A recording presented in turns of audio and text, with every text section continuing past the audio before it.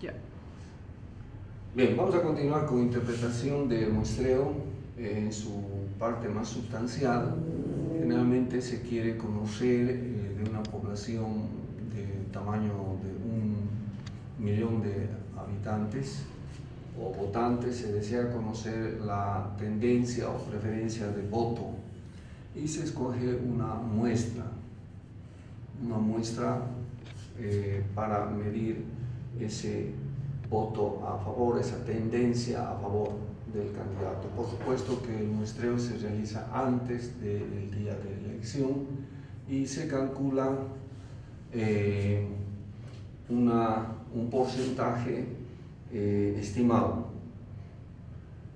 Esta estimación del verdadero valor de la proporción, en este caso, el verdadero valor solo se da el día del conteo total, el día de la elección, pero antes hacemos estimaciones. Estas estimaciones significa decidir sobre un nivel de error. ¿Con qué error deseamos trabajar? Es una decisión del investigador. La definición de error para el caso de proporciones tiene un componente, un factor de probabilidad o nivel de confianza y multiplicado por una variabilidad que es PQ sobre N. A ello aplicamos un factor de corrección N-N, N-1. Este factor para muestras pequeñas tiende o exige al investigador tomar un valor mayor y en muestras grandes a reducir el tamaño de la muestra. Lo vamos a ver con los ejercicios. Ahora trabajamos despejando n, para ello elevamos al cuadrado ambos miembros. Aquí tenemos z al cuadrado de alfa medios. Aquí eliminamos raíz y nos queda pq sobre n. Y aquí simplemente n menos n sobre n menos 1. Siempre multiplicando, de donde n por n menos 1 podemos trasladar al primer miembro. N por n menos 1 por e al cuadrado será igual.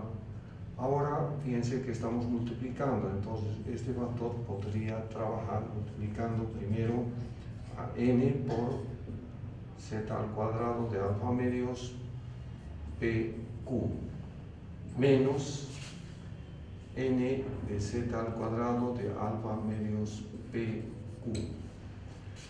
Trasladamos la incógnita n al primer miembro y tenemos que n por n menos 1 por e al cuadrado más n de z al cuadrado de alfa medios pq será igual a n z al cuadrado de alfa medios pq.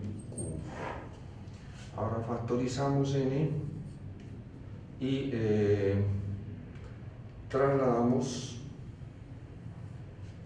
al denominador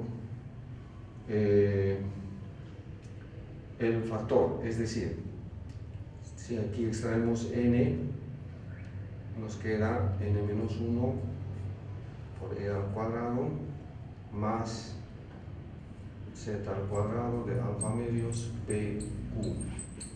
Tenemos completado el denominador, en el numerador tenemos n por z al cuadrado de alfa medios pq. Esta es la fórmula para el tamaño de la muestra en proporciones generalmente menores que 30, en poblaciones de n menores que 30. Para poblaciones menores de 100.000 y mayores de 30, tenemos que nuestra fórmula se reduce de alfa medios pq. Aquí tenemos n al cuadrado más z al cuadrado de alfa medios pq.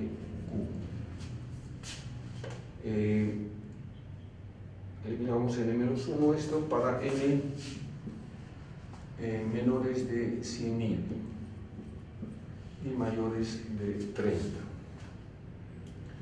Pero si n crece mucho más, es decir, tenemos poblaciones mucho más numerosas, si hablamos de votantes, tenemos la ciudad de La Paz, Santa Cruz, que tienen votantes en cantidad mucho mayores que 100.000, se habla de que n tiende a infinito en estadística, lo cual nos implica aplicar límites de n cuando n tiende a infinito, cuando crece bastante. Tenemos que nuestra ecuación para el tamaño de la muestra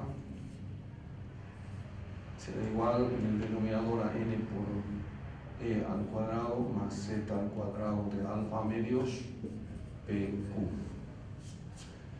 Por supuesto que aquí tenemos una indeterminación infinito sobre infinito.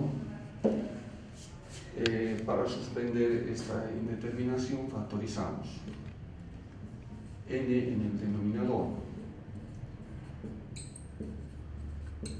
es decir, aquí tenemos factorizando n e al cuadrado más 1 sobre n z al cuadrado de alfa medios pq. Ahora sí, simplificamos n.